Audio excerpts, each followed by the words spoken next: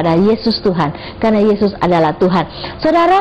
Dan juga adalah mur adalah bau yang dipakai untuk mengurapi, minyak yang dipakai untuk mengurapi orang mati, karena sebentar lagi anak domba Allah itu akan menjadi korban. Dia akan menjadi korban untuk manusia. Dia harus mati di kayu salib. Itulah pertanda emas, kemenyan, dan mur. Nah, bagaimana dengan saudara? Pada waktu kita datang beribadah kepada Tuhan, adakah kita datang menyembah dengan tangan yang kosong, atau kita membawa sesuatu yang berharga untuk Tuhan? Ada sebuah ilustrasi, ada satu toko yang menjual toko daging, ya.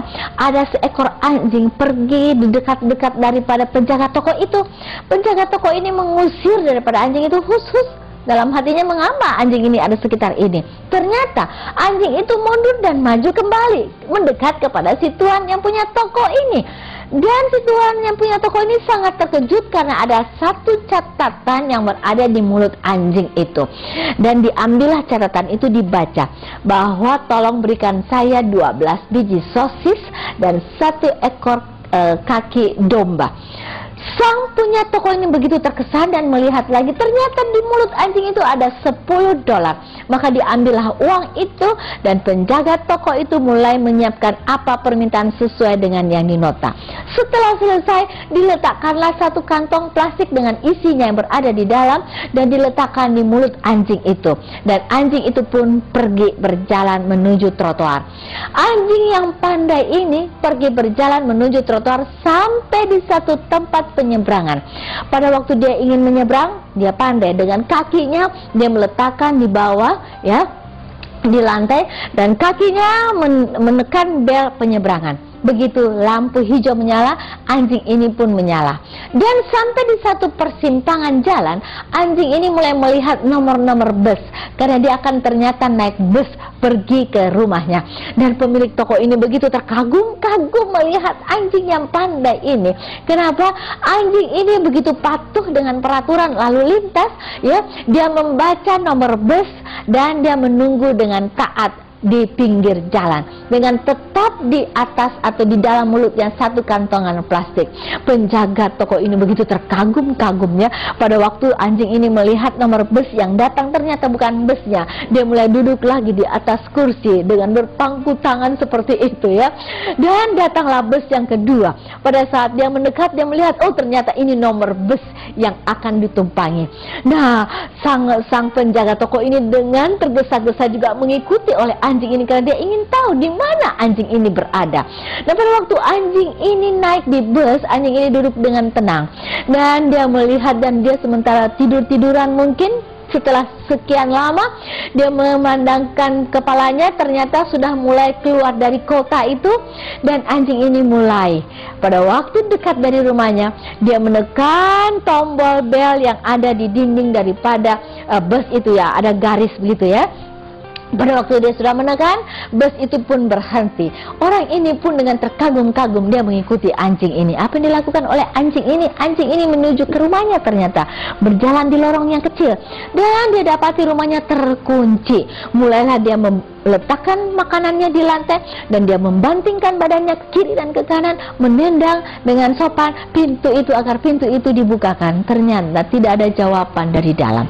Anjing ini mencoba ke jendela rumah sampingnya. Dia mulai lompat pagar yang pendek. Dia mulai dorongkan lagi badannya seperti tadi, maju dan mundur kembali, mendorongkan badannya seperti itu.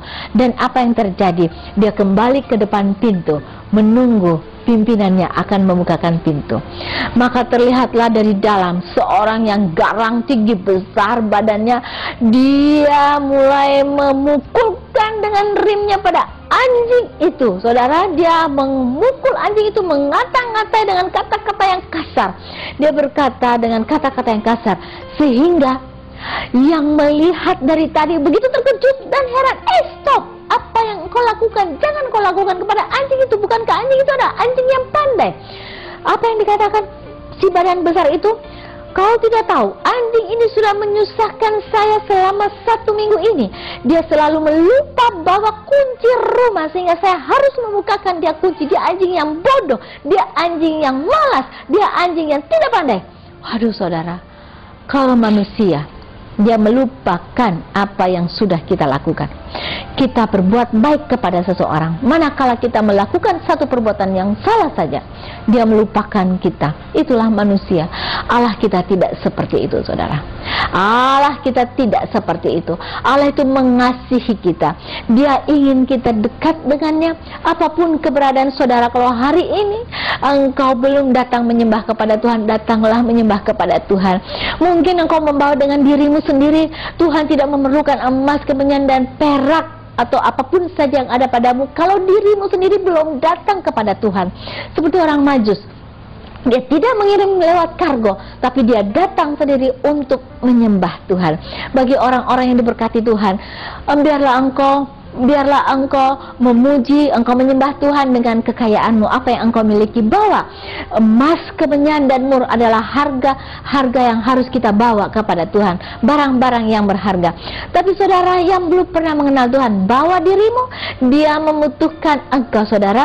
Dia menerima engkau apa adanya, sekalipun mungkin saudara pernah melakukan perbuatan yang tidak baik, pernah melakukan hal-hal yang tidak berkenan, hal-hal yang buruk, hal yang hitam sekalipun.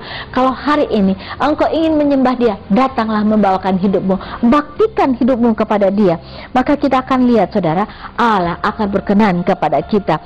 Jadi kalau kita datang menyembah kepada Tuhan, ada banyak orang yang sudah menjadi Kristen, datang menyembah kepada Tuhan dengan tangan kosong. Kita melihat satu contoh kepada orang-orang Majus. Dia membawa barang-barang berharga untuk menyembah kepada Tuhan. Saudara, ada banyak pelayanan di muka bumi ini.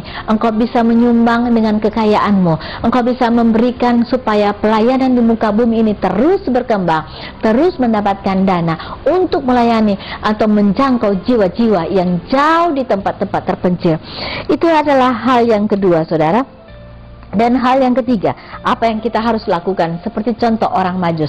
Orang Majus itu tidak kembali ke jalan yang semula, tetapi dia melakukan perubahan. Ya, perjalanan orang Majus yang ketiga melakukan perubahan. Kalau yang dahulu kita berjalan di tempat yang salah, kita sekarang berjalan sesuai dengan tuntutan Tuhan. Kalau kita punya hidup yang hitam sebelumnya, kita merubah hidup kita.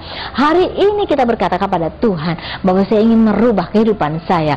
Ya, kehidupan yang salah, mungkin penuh dengan celaan. Engkau tidak memperhatikan keluargamu, istri dan anak-anakmu terlantar, engkau meninggalkan mereka. Hari ini engkau mendengarkan firman Tuhan di hari Natal. Biarlah engkau melakukan suatu perubahan, rubah hidupmu, datang kepada mereka. Jangan mengunjungi lagi Herodes yang akan membunuh jiwa Yesus, tapi engkau akan datang kepada Tuhan dan panggil nama Tuhan. Dia akan menuntut hidup saudara, sama dengan orang Majus. Dia merubah hidupnya. Nah, hari ini saudara, saya ingin mengulangi kembali apa yang menjadi perjalanan orang-orang Majus, yaitu pertama, ada bukti iman yang dia ingin datang menyembah kepada Tuhan sekalipun jauh. Yang kedua, yaitu ada yang dikatakan bahwa yang pertama adalah bukti iman, yang kedua adalah kita harus percaya kepada Dia. Kita harus membawa dengan penyembahan kita kepada Tuhan, sekalipun tidak dengan tangan kosong barangkali. Yang ketiga, kita harus mengadakan perubahan di dalam hidup kita. Saudara yang saya kasihi, itulah arti Natal ini. Seperti orang-orang Majus merayakan Natal, merayakan Yesus Kristus lahir di muka bumi ini. Seperti itulah kehidupan kita. Nah, bagaimana caranya? Dia sekarang bukan lagi anak bayi, dia bukan lagi ada di kandang yang hina, dia bukan lagi ada di palungan, tapi dia sekarang ada di surga. Bagaimana kita bisa berjumpa dengan Dia? Dia setiap saat ada di sekitar kita, seperti contoh HP yang tadi saya sampaikan kepada saudara. Dia berada di sekitar kita, dia tidak sejauh dari doa kita, ya. Kalau di dalam Alkitab kita tertera bahwa sejauh doa dalam Matius 17 ayat 20 juga, dia seperti biji sesawi. Kita bisa memindahkan, ya, gunung-gunung kesukaan kita kalau kita berdoa kepada kita. Kalau kita punya biji iman kita hanya sekecil biji sesawi, kita pun dapat melakukan hal-hal yang besar. Bagaimana caranya kita bisa menemui Tuhan kita? Dia berdiam diri di dalam hati kita, saudara. Dia ada di tengah-tengah kita. Dia ada di dalam 2 atau 3 orang yang berkumpul dan berdoa di dalam nama Yesus. Dia hadir di tengah-tengah saudara.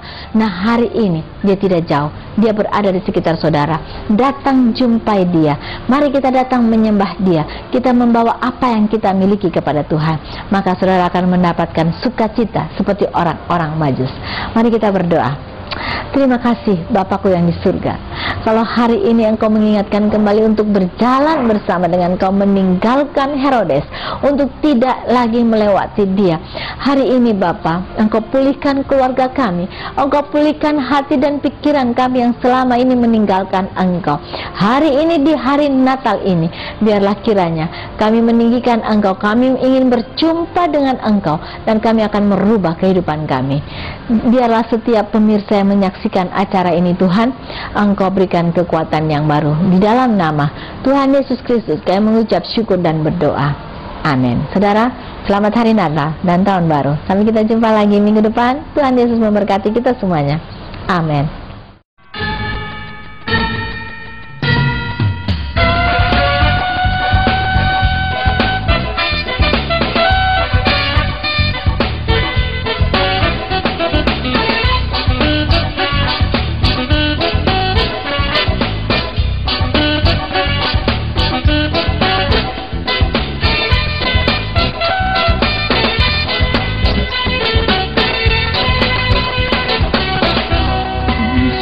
Kesukaan bagi dunia, menebus datanglah.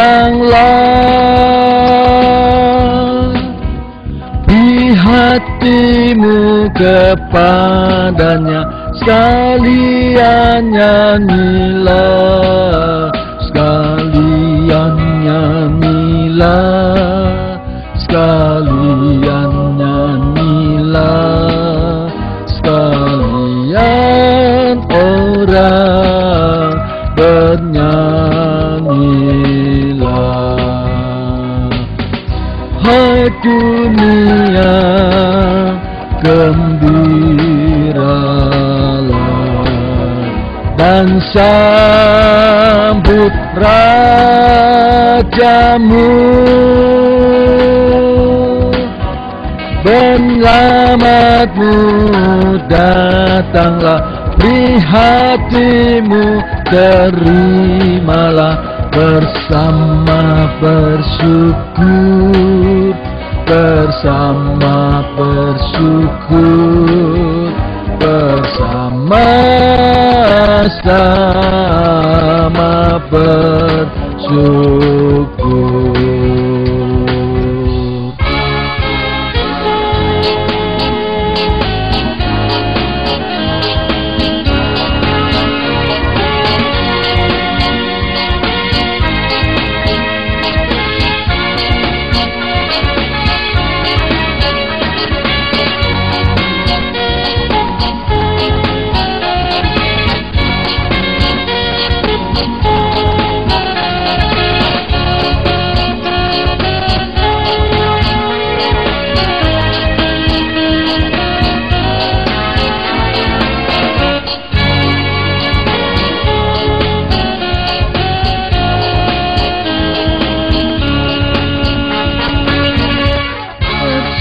Kesukaan bagi dunia, penebus datanglah.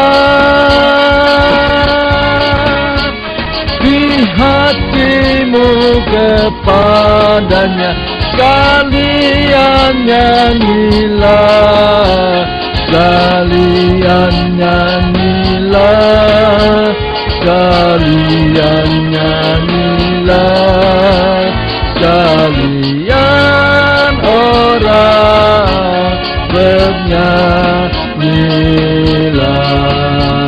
sekalian orang bernyanyilah, sekalian orang, sekalian orang, sekalian orang bernyanyi.